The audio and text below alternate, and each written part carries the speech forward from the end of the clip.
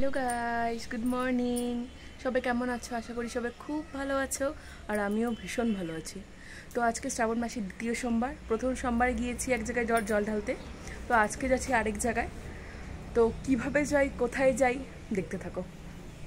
যেহেতু সোমবার মানে শ্রাবণ মাসের দ্বিতীয় সোমবার, তাই আমরা ঠিক করি সবাই মিলে যে আমরা আজকে জলপেশ যাব জল ঢালতে। ফালাকাটা থেকে ময়নাগুড়ি রোডে আমরা নামবো। ফালাকাটা থেকে সকাল 6টার দিকে আমাদের বাস ছাড়ে।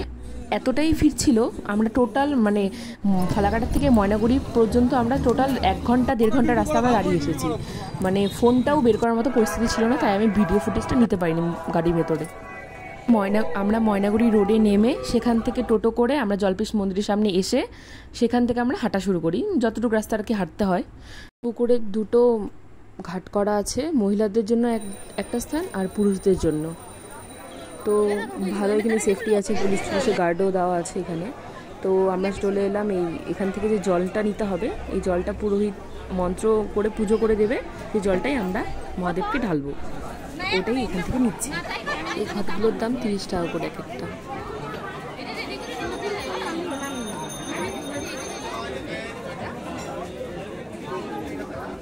কোনো দোকানে জল সমেত ঘট দিচ্ছে, কোনো দোকানে দিচ্ছে না। তো এই দোকানে বললো যে তোমরা নিজেরাই জলটা নিয়ে এসো, সেটাই ভালো।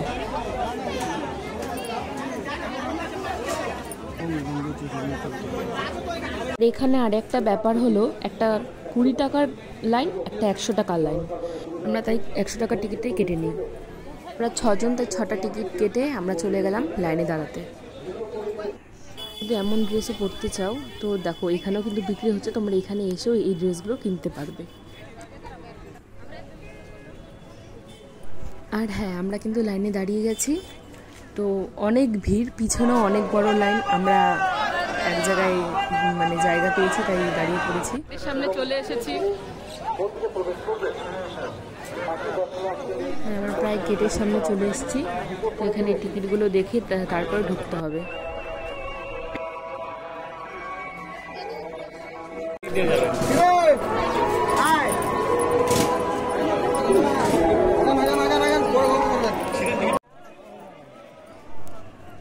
আমরা ঢুকে পড়েছি টিকিট দেখে ভেতরে। তো মন্দিরের ভেতরে তো ক্যামেরা মানে ভিডিও করা অ্যালাউ না, তাই আর দেখাতে পারিনি।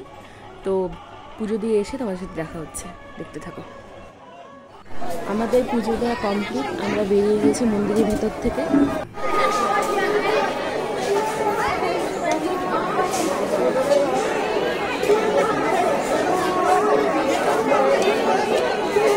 এখন ওই কপালে তিলকগুলো পড়ছে।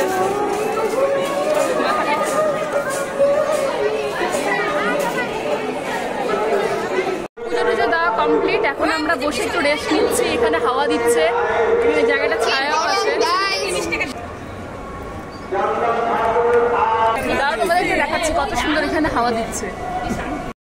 দেখেছো কি সুন্দর হাওয়া দিচ্ছে। এই গাছগুলোর জন্য এখানে বসলাম, আর সিঁড়ির মতো করা ছিল, তো একটু বসে রেস্ট নিলাম। পুজো দেওয়া হয়ে গেছে, আর তো কোনো চাপ নেই। তো আমরা মন্দির থেকে বেরিয়ে এক জায়গায় খেতে চলে এলাম। প্রচণ্ড খিদে দিয়ে গিয়েছিল, কারণ অনেক সকালে আমরা বেরিয়েছি। এখন প্রায় 12টার কাছাকাছি। হ্যাঁ, 12টা না বাজে, 11:30 কি বাজে।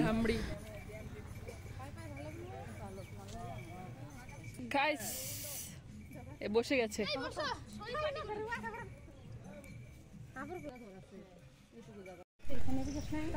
জলপেশের এখানেই মা ভ্রামরী দেবীর মন্দির আছে, তো সেখান থেকে একটা লোক বলল যে মাকেও দর্শন করে যাও, তাই আমরা এখানেও দেখতে এলাম। চলো তোমাদেরকেও দেখাচ্ছি। আর তো এখানে ঢুকে একটা বেল পেয়ে গেলাম, যেহেতু এখানে বেল গাছ ছিল, তো আমরা রেখেই চলে এসেছি। যেহেতু বেল নাকি এখন খেতে নেই নাকি, তাই আর নিয়ে আসিনি বেলটা। তো বলছি এখানে আসাটা কিভাবে হলো আমাদের। তো আমরা যেখানে মানে খেতে গিয়েছিলাম পুজো দেওয়ার পরে, তো সেটা ছিল এক পুরোহিতের মিষ্টির দোকান। তো খাওয়া দাওয়ার পরে আমি বিল পেটা করতে যাই, তখন উনি আমাকে বেশি দিয়ে দিয়েছে। মানে উনি টাকাটা রাখেনি, যেটা দাম হবে সেটার ন্যায্য মূল্যটাই উনি রাখেনি। ব্যাপারটা হলো উনি ভুলবশত আমার কাছ থেকে টাকাটা কম রেখেছে। তো এইভাবে তো লোকের কাছ থেকে নেওয়া যায় না, তাই আমি মাকে গিয়ে বলি যে এমন এমন ব্যাপার, উনি আমার কাছে টাকাটা রাখেনি। তো আমরা গিয়ে ওনাকে টাকাটা রিটার্ন করি। রিটার্ন করার পরে এবং উনি আমাদেরকে বললো ভগবান যেন আপনাদের মঙ্গল করে, সব মনের আশা যেন পূরণ হয়। খুবই ভালো লাগলো আমাদের শুনে। ব্যাপারটা হলো মহাদেব যখন দুর্গাকে মানে মা দুর্গা মানে মা সতীকে নিয়ে যাচ্ছিল তখন তার চরণটা এখানে পড়েছিল, এখানে পুজো হয়ে আসছে। তো খুবই জাগ্রত একটা ঠাকুর। এখানে বাবা গণেশও আছে। ঠাকুর না চাইলে কিছুই হয় না। আসলাম বাবাকে পুজো দিতে, এসে মাকেও দর্শন করে গেলাম। কি একটা ব্যাপার তাই না? সবই তার হাতে, যা করবেন ভালোই করবেন। এমনকি আমাদের যাওয়ার পরে খুবই ভালো লেগেছে, সেখানে গিয়ে মনটা মানে আসলেই ভরে গেল, মানে এখানে আসাটাই সার্থক হয়ে গেল জলপেশে। তারপরে শুনলাম এখানে নাকি অমাবস্যাতে পুজো হয়, যদি ভগবান আবার নেয় তাহলে যাব কোনো এক সময় পুজো দিতে আবার।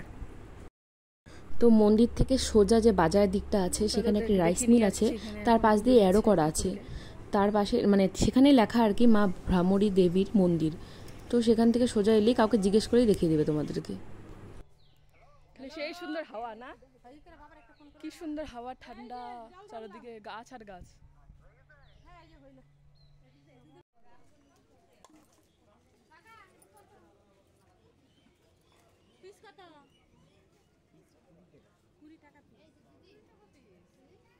$20 পিস,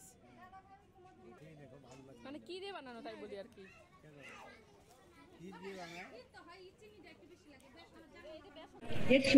আমরা এখন পেয়ারা মাখা খাচ্ছি এই পাশের দোকানটা থেকে। এই তো এই দোকানটা থেকে ভালোই বানিয়েছিল পেয়ারাটা। তো এই টোটো পেয়ে গেছি, টোটোতে উঠে পড়েছি। এখানে হাঁটা যাচ্ছে না, এতটাই গরম রাস্তা, পা ফেলতেই পারছি না। তো টোটো পেয়েছি, টোটোতে উঠে পড়েছি। আমরা খালি পায়ে এসছি, এই জন্য আরও পা ফেলতে পারছি না। তো আমরা আসার সময় যে টোটোতে এসছি, আমরা বাস স্ট্যান্ড থেকে ভাড়া করে নিয়ে এসছি টোটো, মানে একদম রিজার্ভ। তো আমরা 6 জন ছিলাম, 100 টাকা নিয়েছে। আর যাওয়ার সময় আমরা 6 জন, তো 25 টাকা করে নিয়েছে। তো আমরা বাড়ি পৌঁছে গেছি, প্রচণ্ড টায়ার্ড আর ভালো লাগছে না। রাস্তায় একটা জায়গায় অ্যাক্সিডেন্ট হয়েছিল, সেখানে অনেকক্ষণ দাঁড়িয়েছি। তো সে ব্লগটা এখানে শেষ করছি। সবাই লাইক, কমেন্টস অ্যান্ড সাবস্ক্রাইব করে দিও। কেমন লাগলো জানিও। টাটা, দেখা হচ্ছে নেক্সট ব্লগে।